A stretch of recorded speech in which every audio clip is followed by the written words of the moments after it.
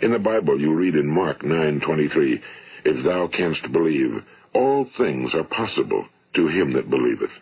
My old friend Dr. Norman Vincent Peale put it this way: "This is one of the greatest laws in the universe. Fervently do I wish I had discovered it as a very young man. It dawned upon me much later in life, and I found it to be one of the greatest, if not my greatest discovery outside of my relationship to God. The great law, briefly and simply stated, is that if you think in negative terms, you will get negative results. If you think in positive terms, you will achieve positive results. That is the simple fact," he went on to say, "which is at the basis of an astonishing law of prosperity and success. In 3 words, believe and succeed." William Shakespeare put it this way: "Our doubts are traitors and make us lose the good we oft might win by fearing to attempt." George Bernard Shaw said, "People are always blaming their circumstances for what they are. I don't believe in circumstances.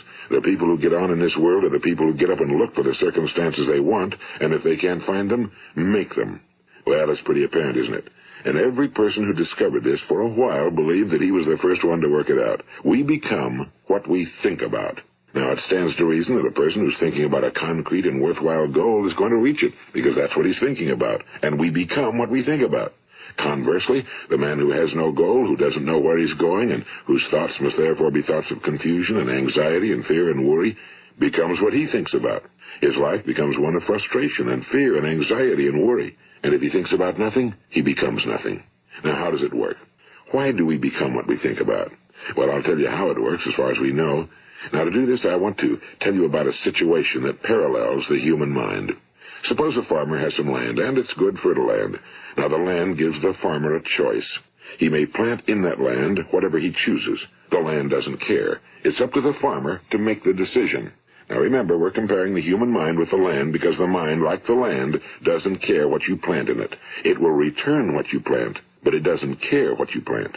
Now let's say that the farmer has 2 seeds in his hand. One is a seed of corn. The other is nightshade, a deadly poison. He digs 2 little holes in the earth and he plants both seeds, one corn, the other nightshade. He covers up the holes, waters, and takes care of the land, and what will happen?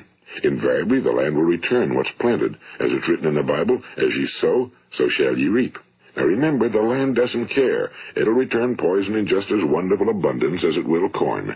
So up come the 2 plants, one corn, one poison. Now the human mind is far more fertile, far more incredible and mysterious than the land, but it works the same way. It doesn't care what we plant. Success, failure. A concrete, worthwhile goal, or confusion. Misunderstanding, fear, anxiety, and so on. But what we plant, it must return to us. You see, the human mind is the last great unexplored continent on Earth. It contains riches beyond our wildest dreams. It will return anything we want to plant. Now, you might say, well, if that's true, why don't people use their minds more? Well, I think they figured out an answer to that one, too. Our mind comes as standard equipment at birth. It's free, and things that are given to us for nothing we place little value on. Things that we pay money for, we value. The paradox is that exactly the reverse is true. Everything that's really worthwhile in life came to us free. Our minds, our souls, our bodies, our hopes, our dreams, our ambitions, our intelligence, our love of family and children and friends and country, all these priceless possessions are free. But the things that cost us money are actually very cheap and can be replaced at any time. A good man can be completely wiped out and make another fortune. He can do that several times. Even if our home burns down, we can rebuild it. But the things we got for nothing, we can never replace. The human mind isn't used because we take it for granted. Familiarity breeds contempt. It can do any kind of job we assign to it, but generally speaking, we use it for little jobs instead of big, important ones. Universities have proved that most of us are operating on about 10% or less of our abilities. So decide now, what is it you want? Plant your goal in your mind. It's the most important decision you'll ever make in your entire life. What is it you want? Do you want to be an outstanding salesman? A better worker at your particular job? Do you want to go places in your company? In your community? Do you want to get rich? All you've got to do is plant that seed in your mind, care for it, work steadily toward your goal, and it will become a reality. It not only will, there's no way that it cannot. You see, that's a law, like the laws of Sir Isaac Newton, the laws of gravity. If you get on top of a building and jump off, you'll always go down. You'll never go up, and it's the same with all the other laws of nature. They always work.